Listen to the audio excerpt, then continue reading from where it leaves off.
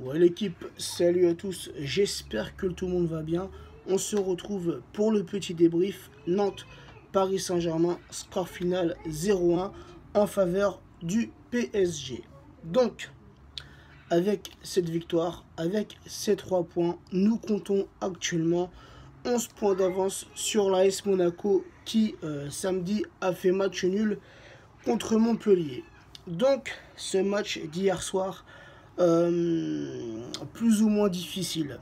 On a vu un très bon Paris Saint-Germain en première mi-temps, avec certes des Nantais qui, dès le début, dès le coup de sifflet, ont mis un coup de pressing aux Parisiens, mais au fil de la première mi-temps, le Paris Saint-Germain a su s'installer dans ce match. On a su être dominateur.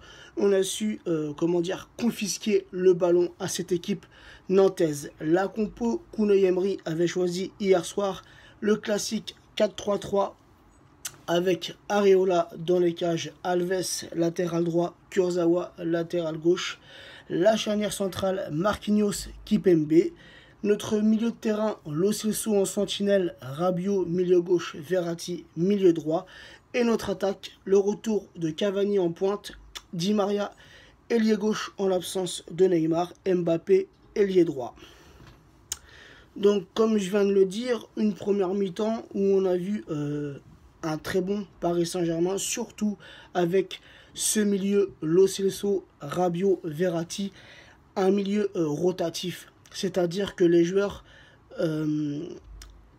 ces 3 joueurs-là, font, on l'a vu dans la première mi-temps ainsi que un petit peu moins dans la seconde période, mais en première mi-temps, on a vu un milieu de terrain très actif, un milieu de terrain créatif, un milieu de terrain qui dézonnait. Un coup, Rabiot revenait en sentinelle, Lo Celso dézonnait sur le côté gauche, ainsi que la même chose avec Verratti. Verratti revenait en sentinelle. Donc, vraiment un milieu très rotatif. Et ça change du milieu de terrain traditionnel. Quand c'est Mota qui joue en sentinelle, c'est rare de voir un Mota dézonné. Et donc, pour moi, ce milieu de terrain apporte de la fluidité au jeu parisien. Et avec ce milieu de terrain, on peut se créer un peu plus d'occasions. Un Cavani, les gars, absent durant ce match. Et ça m'a un petit peu cassé la tête. T'as vu, je voulais qu'il marque ce petit but pour égaler Zlatan. Ce petit but qui était absent les 2 matchs précédents, c'est-à-dire en Coupe de France et en Coupe de la Ligue. Ce petit but, tu vois, pour le remettre en confiance. Hier soir, on a vu un Cavani sur le terrain un peu mou. Un Cavani qui n'a pas fait les appels de balle, qui sait faire d'habitude, tu vois. Voilà, pour moi, Cavani, hier soir, il n'était pas dans le match. Après, on peut lui trouver l'excuse aussi qu'il n'a pas beaucoup été servi par ses coéquipiers. Donc, Angel Di Maria qui marque hier soir le seul et unique but de ce match. Et il marquait aussi hier soir son 3e match en Ligue 1 depuis le début de la saison. Et une seconde période où on a vu un Paris Saint-Germain qui s'est laissé un peu aller. Et on a vu des Nantais qui sont revenus en seconde période très confiants et qui se sont montrés très dangereux. Et il faut être franc, même si je suis supporter du Parisien, il faut être objectif et il faut être franc. Et normalement, le but nantais aurait dû être accordé à aucun moment. Le joueur, je crois que c'est Salah, qui a marqué sur le coup franc et reprend ce ballon de la tête. À aucun moment, Salah n'était hors jeu. On l'a vu à plusieurs reprises avec les ralentis. Sinon, un très bon Areola hier soir. Kurzawa, encore une fois, qui a failli faire une passe décisive à l'adverse quand il remet le ballon en arrière pour, je pense que c'était soit pour Kipembe, soit pour Areola. Mais voilà, une passe mal dosée qui aurait pu nous coûter très cher. Et heureusement, heureusement qu'on a eu, surtout en seconde période, un très bon Alphonse Areola. Le joueur que je mettrais dans le top côté parisien, allez, je dirais peut-être, vous allez peut-être être en désaccord avec moi, mais je mettrais Di Maria. Di Maria, pourquoi? Car c'est lui qui marque le seul but de la rencontre. Et c'est lui qui s'est créé les occasions les plus dangereuses. Alors le but, déjà, il est magnifique. Une superbe action collective.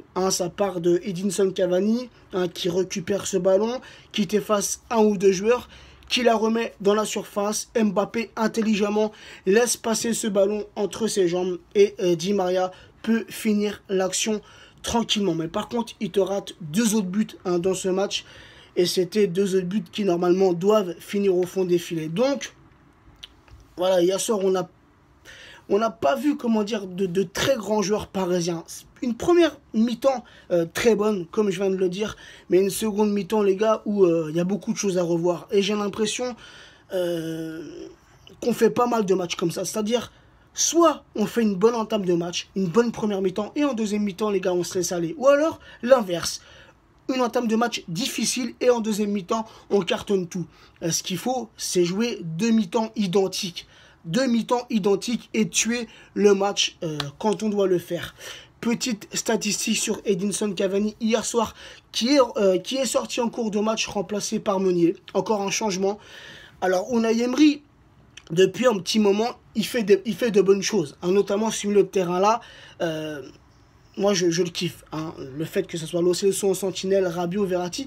Donc, en ce moment où Emery a fait quelques bons choix. Mais hier soir, il a recommencé à déconner, les gars.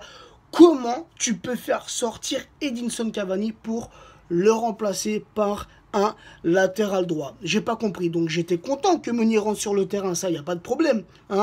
Mais pourquoi tu fais sortir Edinson Cavani? On avait Draxler sur le banc. Draxler, pourquoi tu n'as pas fait sortir Cavani? Tu fais rentrer Draxler et tu décales Mbappé en pointe et Draxler soit ailier droit, soit ailier gauche. Voilà, c'est tout simple. On avait besoin hier soir de jouer offensivement et Emery, lui, a préféré jouer défensivement. Donc, encore un choix de la part d'Unai Emery que j'ai pas trop compris hier soir.